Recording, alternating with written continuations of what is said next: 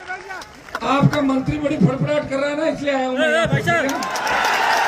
फड़फड़ाहट में मिटा देंगे और कार्यकाल पूरा नहीं करने देंगे, चिंता मत करो। तो पता है कि मैं तो पायलट को सीएम बनाना चाहता था, गहलोत करने पक्ष में था, लेकिन इनको भी तैयार करता हूँ, वो सड़क जाते मुझे छोड़कर। लेकिन और थोड़ी मन्ना, आपका मंत्री बड़ी फड़फड़ाहट कर रहा है ना, इसलिए आया हूँ।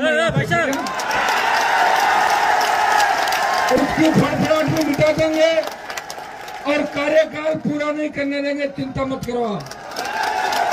आज 13 के दिन मैं आपके बीच कह के जा रहा हूं कि भजनलाल की उल्टी गिनती राजस्थान में शुरू हो गई है।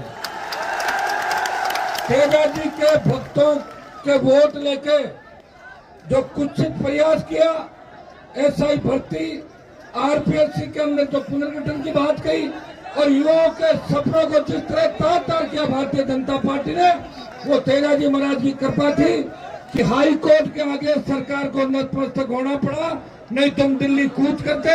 ये बहुत बड़ी जीत का जो तोहफा मिला है तेजा भक्तों को, ये तेजा जी महाराज की कृपा से ही हाई कोर्ट से न्याय मिला। भाइयों, आपको चिंता करने की आवश्यकता नहीं है। देश में बहुत बड़ी हमारे हाथ की जो रेखा है उसमें ये जरूर है कि हमारे यहाँ से गए हुए लोग थोड़े समय के लिए लड़ सकते हैं, लेकिन अंतिम लड़ाई होती है ना, लड़ाई के अंदर अंतिम कौन जीतता है?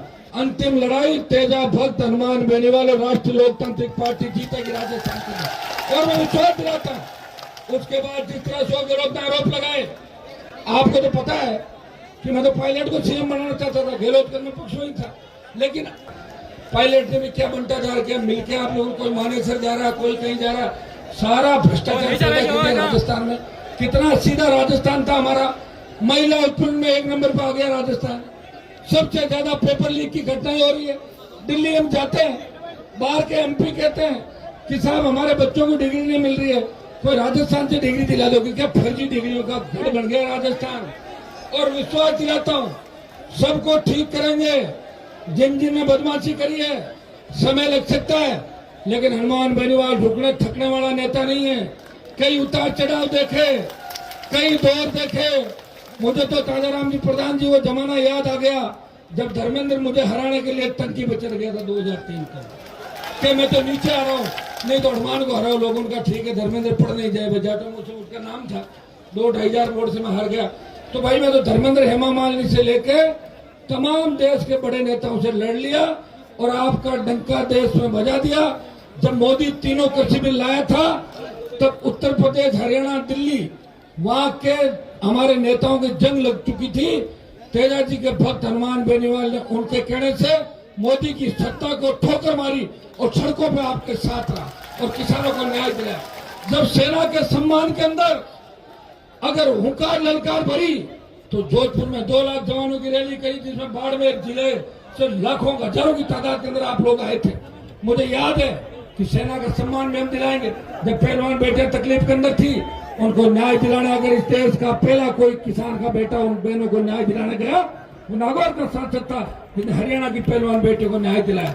भाइयों, हमें खुशी होती जब मैं बाड़मेर के अंदर आता हूँ। मैं एक बात ये भी कहता हूँ कि बाड़मेर से हो सकता है मेरा कोई पूर्व जन्म का रिश्ता है।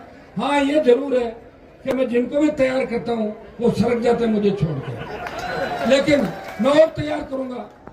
और मैं दूसरी पार्टियों में जो नेता बैठे हैं हमारे मजबूत, उनको आमंत्रित करता हूँ। कांग्रेस बीजेपी के अंदर कब तक बैठे रहेंगे? ये तो आपका खुद का दल है, परिवार है, सब लोग आमंत्रित हो, आओ इसके अंदर और हमारे साथ कंधे से कंधा मिला के लड़ो। 70 साल में हमारा होम मिनिस्टर नहीं बना राजस्थान का, सीएम छोड़ो, तुम्हारा गृह मंत्री नहीं बना राजस्थान के अंदर। तो सोचने वाली बात है भाइयों।